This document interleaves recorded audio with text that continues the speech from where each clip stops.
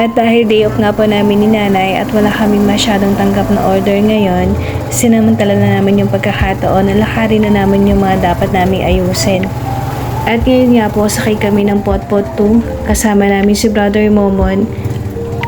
At dito nga po ang first stop namin sa munisipyo ng Pandi. Pupunta po tayo ng Treasurer's Office para dito po tayo magbayad ng PhilHealth. PhilHealth po. Dito nga po tayo nagbabayad ng PhilHealth para less hassle na rin sa pila. At wala na tayong babayaran na service fee. At ang next stop nga po natin ay dito naman po tayo sa iMart Santa Maria. Para tumingin ng kung ano-ano na pwede nating bilhin sa murang halaga. Kasi halos lahat nandito na yata, mga appliances, groceries, mga gamit sa bahay at kung ano pang mga anik-anik. Kaya sa sobrang mura talaga ng mga paninda nila, talagang makikita mo na pinupuntahan sila ng maraming tao. Kaya iMart Santa Maria, bigyan naman. Kaya pumasok na kami ni nanay dito sa loob para makapili na at naiwanan na rin sa tricycle si Brother Momon para doon na lang daw siya mag-aantay.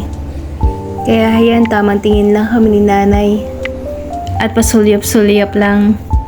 Minamarites namin yung mga presyo, kinukumpara namin sa mga nauna namin nabili. Hello?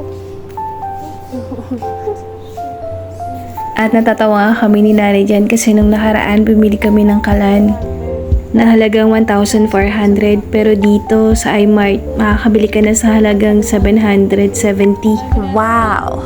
Pwedeng-pwede na siya sa mga katulad nating mamis na short sa budget. At dahil nakabili na nga po tayo na nakaraan, tamang marites na lang muna tayo. At dito na nga tayo inaya ni nanay para tumingin ng mga kaserola. Kasi isa ito sa mga kailangan natin sa paghahalo ng mga kakanin. Meron na tayo sa bahay kaya lang mas kailangan pa natin yung medyo malaki pa dito. Kaya ayun nga po at sinisipat na mabuti na nanay kung tama nga ba yung size na napili niya. Ito lang yun eh. Para mas malaki yan. At ayan nga po, nakapili na siya. Malaki ito. Hanggang sa nakita ko ulit tong mga puto molder. Kwento ko lang po, naalala ko pa year 2020 bago pumutok ang pandemic. Dito kami nagsimula sa mga photo molder na to. At dito ko rin siya binili sa iMart. Bumili ako dito ng mga 20 pieces lang na molder. At sabi pa nga sa akin ni nanay, ano ba ang gagawin mo dyan sa mga molder na yan? Medyo nahihiya pa nga akong sagutin yung tanong niya. Basta sinabi ko lang sa kanya, mag-aaral lang ako kung paano gumawa ng puto. At ayun nga, sino mag-aakala, magka 4 years na kami. Magka 4 years na ang Grace Party Food at magka 4 years na rin kami nag-serve ng masasarap na pagkain sa ibang tao. At masasabi kong maraming salamat sa mga photo molder na to dahil nga dito nakasurvive kami sa nakaraang pandemic. At malaking bagay na itulong niya sa pamumuhay namin ngayon.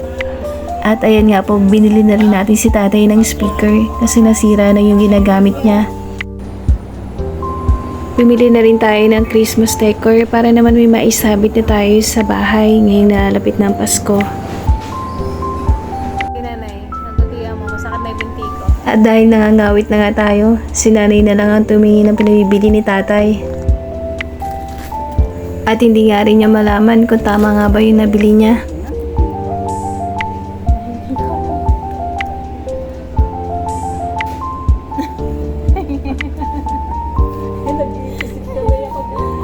Kaya nagtawanan na lang kaming dalawa kasi baka mamaya makagalitan kami. Kaya naisip namin na wag nang bumili kasi baka mamaya mali lang yung mabili namin. Sayang naman.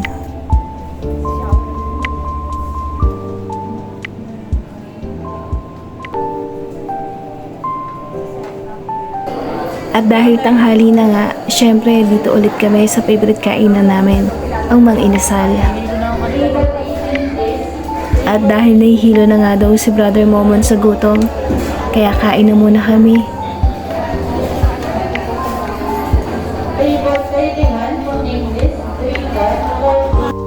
At ito na nga po yung last stop namin. dito sa Ideal Vision sa Santa Maria. Nasira na kasi yung salamin ni nanay kaya kailangan na ng paggawa ng panibago. Ay, yan mamastay. Siya magsusuot pero tinatanong niya sa akin kung anong mas bagay sa kanya. Ganyan kasi kami dalawa. Nagkapalitan talaga kami ng opinyon ng bawat isa. Parang mag-best friend ba? At yun ang swerte ko kasi meron akong nanay na laging nakaagapay at laging nakasubaybay. Kaya lagi nating pahalaga na ating magulang habang sila ay nabubuhay. Kaya yun lamang po mga kasimple. Salamat po sa panonood. Hanggang sa mga susunod na videos. Bye-bye!